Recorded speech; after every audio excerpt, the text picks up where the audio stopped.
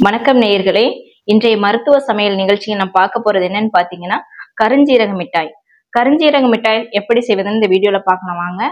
இதோட நன்மை தீமைகள் ஏராளம். கருஞ்சீரகத்தின் நன்மை தீமை வீடியோகள் 10 வீடியோக்கள் இதுல போட்டிருக்காங்க. இதோட லிங்க் கீழே இருக்கு, பார்த்து தெரிஞ்சுக்கிறீங்க. வாங்க கருஞ்சீரக மிட்டாய் எப்படி செய்யணும்னு இந்த வீடியோல பார்க்கலாம். கருஞ்சீரகம் தேவையான அளவு எடுத்துக்கிறோங்க. இதை நம்ம கொஞ்சம் இளவரப்பா வறுத்து எடுத்துக்கலாம். ரொம்ப வறுக்க வேணாம், அது பவுடர் பண்ற அளவுக்கு வறுத்து எடுத்துக்கிறேங்க. ஏன்னா இதுல உள்ள பொட்டாசியம் சத்து ரொம்ப வறுத்தோம்னா இதுல உள்ள பொட்டாசியம் சத்து போயிடும். அதனால ஒரு பவுடர் பண்ற அளவுக்கு எடுத்துக்கிறேங்க. போதும்.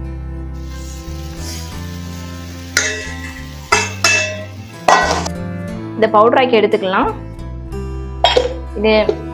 இது யாரெல்லாம் யூஸ் பண்ணலாம், யாரெல்லாம் யூஸ் பண்ணக்கூடாதுன்னு அந்த வீடியோவோட கடைசியில நான் சொல்றேன். அதை ஸ்கிப் பண்ணாம பாருங்க. இப்ப நம்ம அரைச்சு எடுத்துக்கலாம்.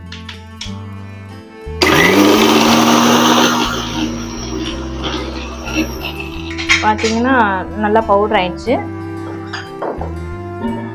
தேவையான அளவு கொஞ்சமா எடுத்துக்கோங்க. இதுல தண்ணி ஆட் பண்ண வேணாம், கொஞ்சம் மெல்ட் ஆகுற வரைக்கும் கொஞ்சம்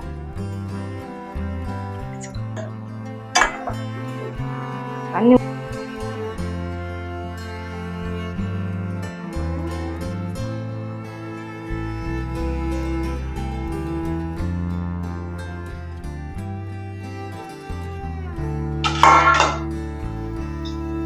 இதுதான் பாத்தீங்கன்னா கருஞ்சீரக மிட்டாய். கருஞ்சீரக மிட்டாய்ன்றது பெரிய ஒன்றும் இல்லை. நம்ம பொரி உருண்டை, கடலை உருண்டை எல்லாம் செய்யறோம் இல்லையா, அதே மாதிரிதான் கருஞ்சீரகத்தை பொடியாக்கி உருண்டையா செஞ்சுக்கிறோம். உருட்டுறது மட்டும் பாத்தீங்கன்னா மிளகு அளவு தான் எடுத்துக்கிறணும். இதை பாத்தீங்கன்னா எல்லாருமே இது அதிகமா நம்ம வெள்ளம் சேர்க்கறதுனால இனிக்கும். ஏன்னா கருஞ்சீரகம் கசக்கும், அதனால அதிகமா வெள்ளம் சேர்த்து இதை வாயில போயிட்டு மெல்றப்ப பாத்தீங்கன்னா இனிக்கும்.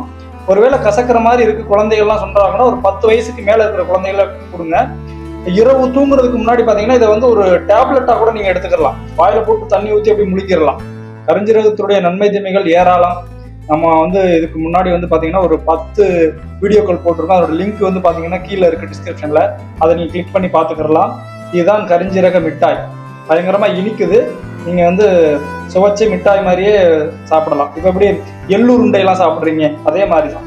அளவுதான் முக்கியம், கடுகளவு தான் இருக்கணும், அதை பார்த்துக்குங்க. ஆமா, ஒரு நாளைக்கு 1 எடுத்துக்குங்க. இரவு சாப்பிட்டு தூங்க போறதுக்கு முன்னாடி இதை எடுத்துக்கலாம்.